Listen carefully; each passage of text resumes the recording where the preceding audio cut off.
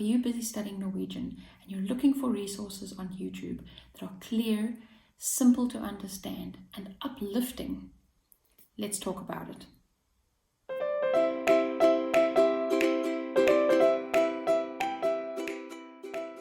Hi everyone, and welcome back to our channel. My name is JD Rasmus and I am trying to learn Norwegian, and it has been a challenging road, so we have decided to share a few of the things that we have found that can actually make this a little bit easier. Now, I think that these principles and some of the things that we've been sharing actually apply to any language that you might be learning, not only Norwegian, but I'd like to hear from you. So before you go any further, remember to subscribe to the channel.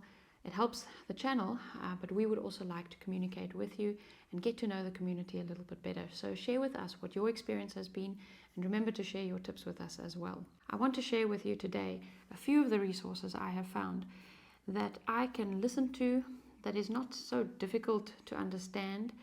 To me, it's a little bit more of easy listening kind of YouTube resources, but at the same time, I find that they are uplifting, and I don't feel that they actually put me into a negative mental space.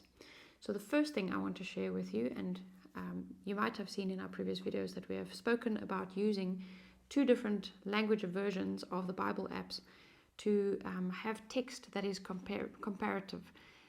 Having an English Bible and a Norwegian Bible open next to each other makes it so much easier, because I can actually understand sentences because I have the translation available right away, rather than being reliant on searching every word's meaning one at a time in a dictionary.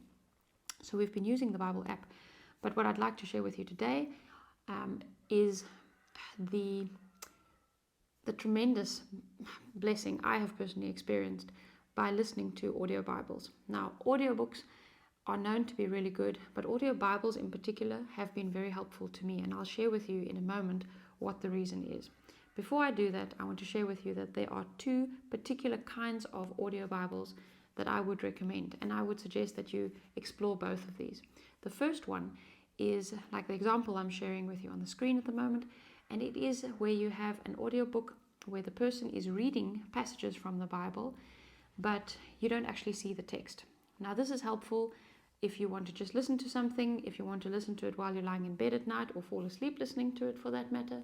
It's helpful if you're listening to it while you're driving or on public transport.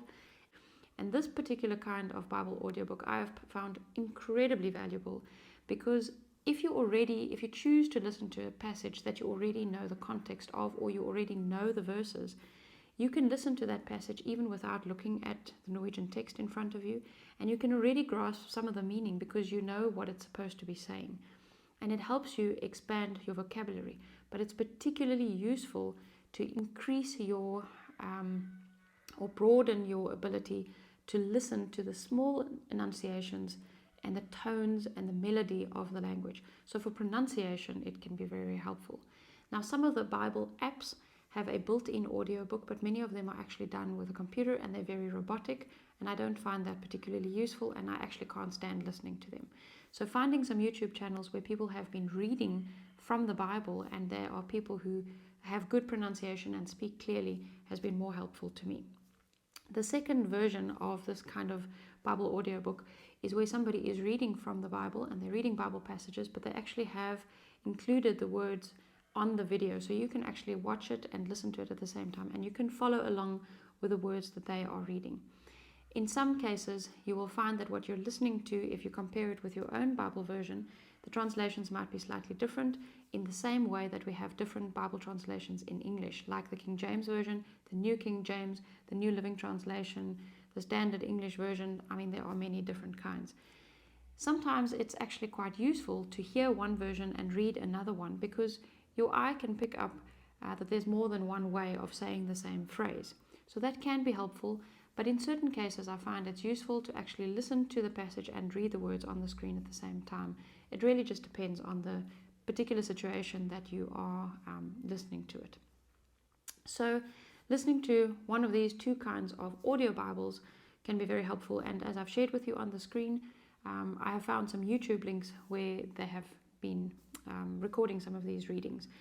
Now, I will share these links with you in the description box because there are often many different chapters from the Bible that have been recorded in the form of audiobooks, and that is very helpful.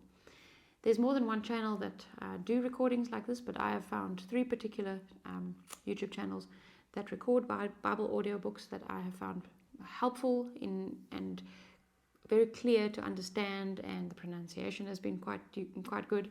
So it depends what you like, but I'll share with you the links that I have found useful.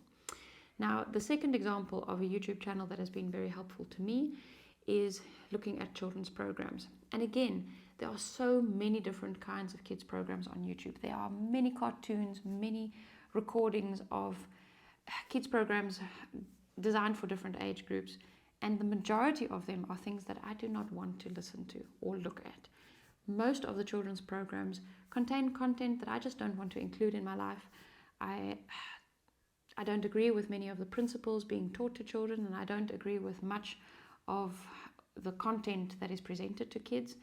And there are so many research studies that show that kids who spend time watching these things actually have behavioral problems, they have learning difficulties, and when they stop watching those things, they actually improve in their mental health, their emotional state, and their ability to concentrate. Now, if these studies are true for children, I'm 100% certain that they are true for us as well. And if I'm trying to have a clear mind, to grasp new concepts and learn new vocabulary and understand grammar that is different from my home language, I really don't want to do that through watching programs that have been proven to actually cause brain damage. So I don't enjoy most of those things, and what I want to share with you are 1 or 2 examples of YouTube channels I've found where it's Bible stories that are presented, and there are different styles, there are different kinds. I still wish that I could find some Norwegian people who are keen to actually just tell Bible stories without all the animations, because I think that can also be useful. But I'll share with you the ones I have found so far. And I find that programs that are designed for children, typically the sentence structures are simpler, the pronunciation is a little bit clearer, and sometimes people speak a little slower. And those are all things that can be helpful when you're trying to actually tune in to the small details of learning a new language. Now, the third example I want to share with you is something that I was really excited about when I found it, because I didn't actually go searching for it. But when I stumbled upon it, I realized, this is absolutely ideal. And that is examples of YouTube channels where they're teaching sign language to people through Norwegian songs or Norwegian book readings. Now, when they're teaching sign language to people, there are a couple of things that they do. Number 1, they actually pronounce the words very clearly with their mouths, because they know that some of the people that are going to be watching those videos are trying to lip read. And I find that helpful because I'm trying to watch what their mouths are doing, because it helps me figure out how to pronounce words. They also are doing certain signs, and there's often a few graphics that they use in conjunction all together to help people understand what they are signing and saying and link the two together. So for me, that is helpful, because what I'm hearing, I can then clearly see how they pronounce words. I can hear the words more clearly, but because I'm adding that to the visuals, I can very quickly make the link between words that I don't yet know the meaning of with the new meaning that is being illustrated. Now, the one other thing that I can suggest, whether you are listening to Bible audiobooks, watching kids programs, or looking at these channels that are teaching sign language, I can recommend that you actually put them on repeat and listen to the same program more than once, for a few times at least, rather than just trying to bulldoze your way through many different episodes. Once you have listened, for instance, to one chapter from the Bible, if you are also then going back, listening to it more than once, maybe going and listening to it while you're reading along with the text. At other times you might listen to the Norwegian, but you're actually reading the English, which helps you connect the meaning of different words. There are different ways that you can use these resources, and by repeatedly going through them, every time you go through it, you find that there's a few more words that you then understand. An example of this is I started listening to a Bible audiobook, and I started with Genesis chapter 1. And then initially, when I listened to it the first time, I couldn't understand heads or tails what he was saying. I knew what I was supposed to be understanding because I know the chapter, but I couldn't actually make the link. And after the 3rd or 4th time of listening to it, I realized I'm understanding more and more words individually, and realizing I'm convinced that that is what it must mean. Then I can go back and check it. I can read it along with the Norwegian version. I can read it along with the English version. And every time I go through the same chapter, my understanding and my vocabulary actually expand. So I want to encourage the repetition, and of course I would like to hear from you what your experience is. If you go and try these things, if you go and find Bible audiobooks, or you're listening to the videos of, showing the sign language, or whichever resources you try and go and test out for yourself, I'd like to hear what your experience is and how you have found them to be useful, or which challenges you have experienced with them. And of course, if you have found other YouTube channels, ones where you can also listen to Bible audiobooks, if you have found other nice programs that have uplifting kids programs or Bible stories for children or things like that, I would really love to hear from you as well and learn from those resources. So please do share them with us in the comment section. That's all for today. We'll chat again in the next video, and I hope to hear from you. See you again.